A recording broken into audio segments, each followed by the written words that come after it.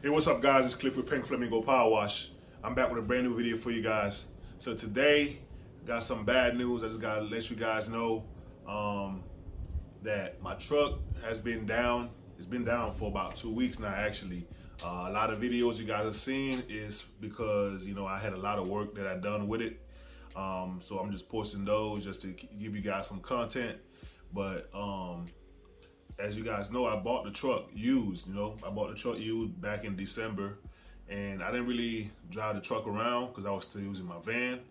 And the truck was sitting down for three years, pretty much. The people that had it before me, they got the truck around 2020, right around COVID, so they didn't really get a lot of work done with it. They had it set up, and the looking at the tag was the truck was bought in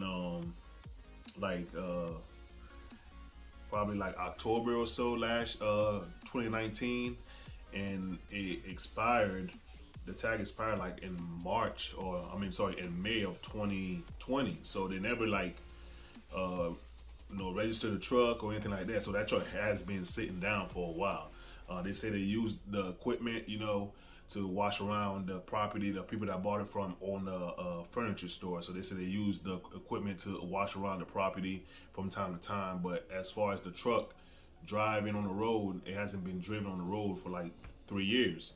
So when I bought it, I didn't really, suspect anything wrong with the truck. I actually took a mechanic over there. I paid a mechanic, matter of fact, a diesel mechanic, to come and test drive it. We took it around, took it on the interstate, drove pretty strong. Everything was fine. I drove it home, and it sat for a few months, and then I drove it again to get it wrapped, which, wasn't that far, maybe about, less than 10 miles away there, and then I drove it back to my parents' house. So, and then it sat probably another month when I put all the equipment on it and everything like that, got everything plumbed, and I pretty much used it for a week and a half. You guys saw the video I did with the rust removal. That was in Zephyr Hills, Florida. That was about 45 minutes north of where my parents live, and we were out there for 2 days. So I drove it there and back with no problem. But on the way back, the last time I was out there, when I got off the interstate, I felt like a little shaking on the truck, like I wasn't feeling before. So I was like, well, maybe it needs like a fuel treatment, cleaning, whatever like that. Make sure I look around the engine, make sure nothing is disconnected, like hoses, as far as like anything with air or gas or something like that. So I couldn't find nothing. So the next day when I was driving the truck, I noticed that I couldn't even go over 40 miles per hour. It wasn't getting no gas. It was just stuck right there, just coasting. And later that day, it died on me in traffic quite a few times, matter of fact. But I was able to start it right back, and it would start up fine, strong, like it's ready to go, until I start driving or trying to go up a hill or something like that. It'll just start decreasing the speed. You can have the pedal all the way down to the floor, it wouldn't go nowhere. So I had a mechanic come and look at it or whatever, I'm saying? I invested a little bit of money in it, trying to find out the issue. So they deemed that the throttle positioning sensor was bad. So we got that replaced, got the part from Isuzu. There's a Isuzu NPR dealership in St. Pete, about 40 minutes away. They have all the parts, so that's, I didn't have to wait to have it shipped or none of that. So we went and got it, put it in, took it on the road, and we noticed that anytime we try to go over 60, it wouldn't go over 60. Now before these trucks has a limiter where you only can go 70 miles per hour. So we can only go 60. And when we get that 60, it'll start like losing power again, and it will struggle to get there. So the mechanic was like, we have to take it to the dealership because it's something deeper into the problem. The truck the truck ran the next day after that, and it died on me. It died on me in traffic. I had to get somebody to help me push it to the side of the road, and we took it to the shop. And the shop was busy. I didn't know they were that busy. It was there a week before they can even touch it. Before they can put their hands on it, it was a week. So the mechanic deemed that it was the lift pump, which is the primer pump that gets gas into the engine block to the injectors to prime the engine. Well, that pump was sucking in air, so we got that replaced, and it ran. They took it on the first test drive, and man, it ran fine until he tried to go up a hill. The same thing started happening again. So now I replaced two parts, which they said they had issues with them, but the truck is still not running right. So today I'm going to the shop.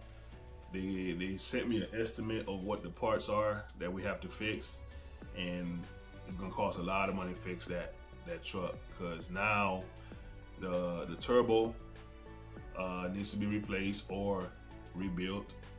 The fuel injection pump is what's actually causing the problem, the high pressure fuel pump, because when the truck is at high speeds, it's not getting the gas it needs to, get that power. The turbo, there's a nipple on the turbo where the hose connects to the turbo. That nipple was rusted off apparently, and the hose wasn't even connected, so the truck had been running with no turbo. So my guess is that the people that had the truck probably knew all these issues, and that's why they probably even never put money into the truck. Plus, they weren't getting no work when they set the truck up for business.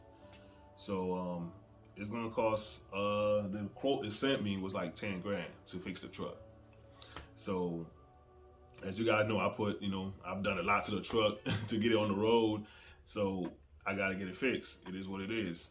So just to show you guys that, it's not always all good where, we just out here making a bunch of money and, nothing goes bad.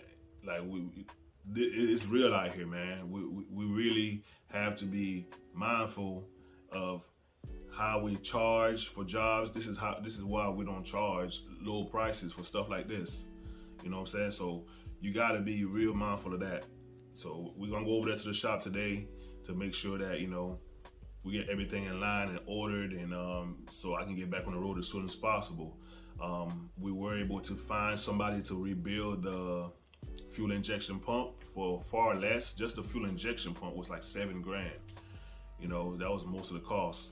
The turbo was like a little bit over like $2,200, and also I need a new ECM. It's like all the parts I need are so expensive. It couldn't be just something basic, right? Like everything I need is like over like 2 grand. So I gotta get a new ECM because the data link is bad inside the ECM, so they can't read the codes to let them know what's going on with the engine.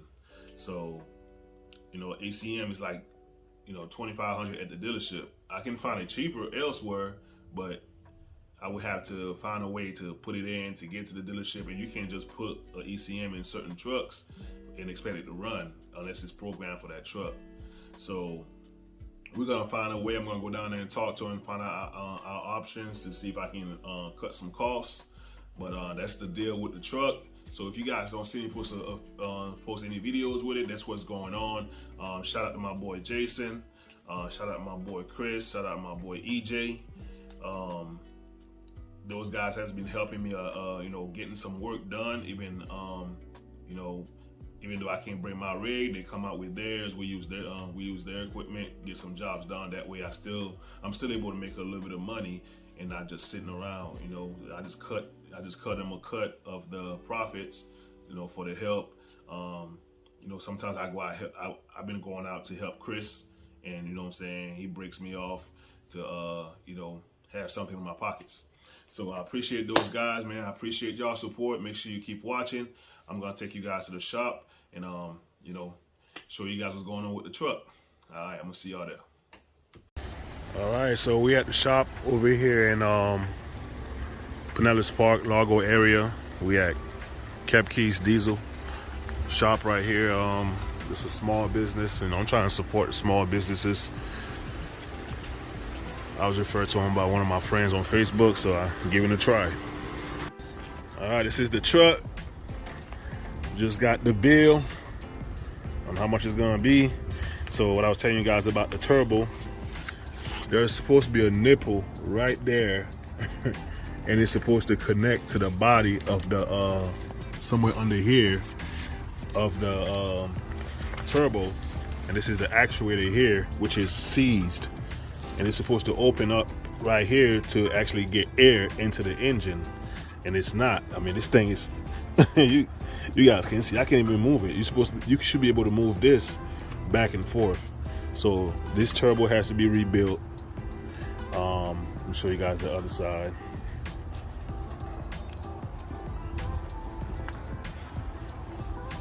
We had to get all these vacuum lines replaced. All these were cracked.